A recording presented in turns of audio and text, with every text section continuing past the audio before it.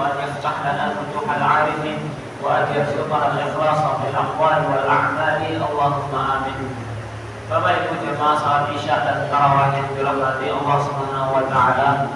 Alhamdulillah, puji syukur kita berkat kepada Allah Subhanahu wa taala atas segala karunia, nikmat, limpahan rezeki yang Allah berikan kepada kita. Salawat serta salam terlimpah kepada junjungan Nabi Muhammad sallallahu alaihi wasallam, Nabi panutan dalam beramal saleh khususnya puasa. Bapak Ibu yang dirahmati oleh Allah, Allah menyebutkan di dalam Al-Quran surat Al-Baqarah tujuan puasa agar kita menjadi orang-orang yang bertakwa. La'allakum tattaqun. Takwa sebagaimana kata Nabi Muhammad SAW, at-taqwa hahuna. Takwa itu letaknya di dada, di hati. Takwa itu letaknya di hati. Puasa kita tidak ada kaitannya dengan laparnya perut kita. Puasa kita tidak ada kaitannya dengan mulut kita yang bau. Puasa kita tidak ada kaitannya dengan badan kita yang lemas. Tapi puasa kita kaitannya ada dengan hati.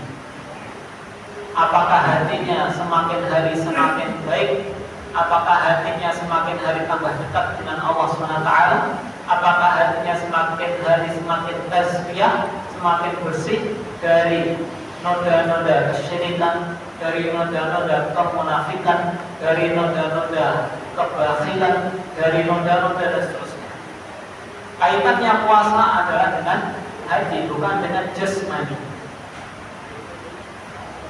Maka barang siapa yang berpuasa kemudian tidak ada perubahan dalam dirinya, dalam kesehatan batinnya, maka bisa jadi puasanya hanya sekedar mendapatkan haus dan lapar saja.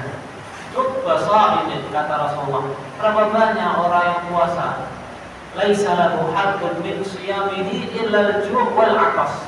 Tidak dapat pahala dari puasanya kecuali hanya haus dan lapar saja.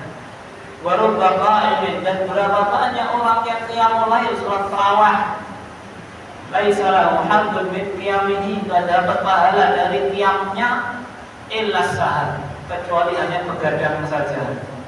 Maka Bapak Ibu yang dirahmati Allah Subhanahu wa taala, puasa ini artinya adalah imsak. Puasa secara bahasa artinya imsak. Biasanya kalau ada sedangkan dengar jam 4 imsak, yaitu makna puasa, menahan diri. Alam sudah mengajarkan kepada kita, sesuatu itu kalau menahan diri pasti keluarnya jadi baik. Jangan tahu ular itu simbol untuk hewan yang merusak. Ular kalau nempel di daun, ya daunnya bolong-bolong. Ular kalau nempelnya di gigi, ya giginya juga bolong, merusak. Anak kecil takut sama, jenengan pun takut sama ular, apalagi ular lintang yang warnanya hijau, licin-licin, biasanya ada di daun pohon pisang. Kalau kena panas itu. Ular adalah simbol sesuatu yang menjijikkan, menakutkan, mengerikan. Tapi lihat, perhatikan, ketika ular itu mau berkepompong, imsak. Ular itu ketika berkepompong, dia tidak makan, dia tidak minum, dia tidak jimat, ngendong, berkepompong. Dan lihat, dengan bisa lihat apa yang terjadi setelah ular ini tadi kemudian berkepompong, keluar jadi kupu-kupu indah, terbang tinggi, simbol derajat yang tinggi. Anak-anak kecil suka jadinya, padahal sebelumnya menjijikkan, menakutkan, menjadi sesuatu yang disukai, dicintai, indah. Apalagi di taman-taman banyak kupu-kupunya dan bentuknya macam-macam, luar biasa, warna-warni, indah.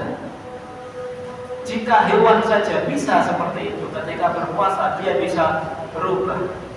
Bahasanya apa berubah dalam ilmu fisika ya? Apa? Metamorfosis. Itulah mungkin. Saya lupa, saya sudah lama tak belajar IPA.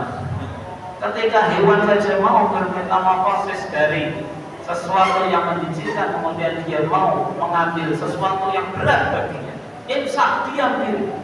Apalagi kalau ulat-ulat itu kantongnya bungkus pakai daun biasanya atau pakai apa itu namanya sarang kayak sarang laba-laba itu bikin bulat. Diam dia, wallah alam berapa hari. Tapi ketika selesai keluar, setiap ular keluar pasti jadi kubu-kubu. Gak ada ular ngentok kemudian keluar jadi tambah jelek, jadi cocok misalnya, atau jadi kelawar. Gak ada ceritanya. Kalau ada saya kasih kabar ke saya. Tapi ada kan? Dari kalangan manusia ketika dia buruk sebelum puasa, ganggu sana, ganggu sini, gibah sana, gibah sini, fitnah sana, fitnah sini, puasa. Lulus puasa, bukannya tambah baik, tetap seperti itu, tetap jadi ular. Gak ada ular, tetap jadi ular itu gak ada. Tapi manusia ada, gak ada bedanya dia sebelum puasa sama setelah puasa. Maka tugas kita adalah untuk latihan berubah di bulan suci Ramadan ini. Allah SWT sediakan madrasah di setiap tahunnya 1 bulan untuk kita berusaha merubah. Bapak-bapak yang ngerokok itu penelitiannya, sebelum puasa dia ngerokok, ketika puasa dia jauhi rokok minimal 20 hari, nanti sudah terbiasa untuk enggak ngerokok. Biasanya seperti itu. Oh ya, semoga yang ngerokok masih belum bisa menghindari, nanti setelah puasa tahun ini selesai ngerokoknya. Daripada buat beli rokok, belikan ASHT kan malah tambah berpahala.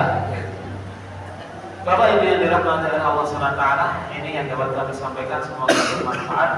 Akhirul jawana, wassalamualaikum warahmatullahi wabarakatuh.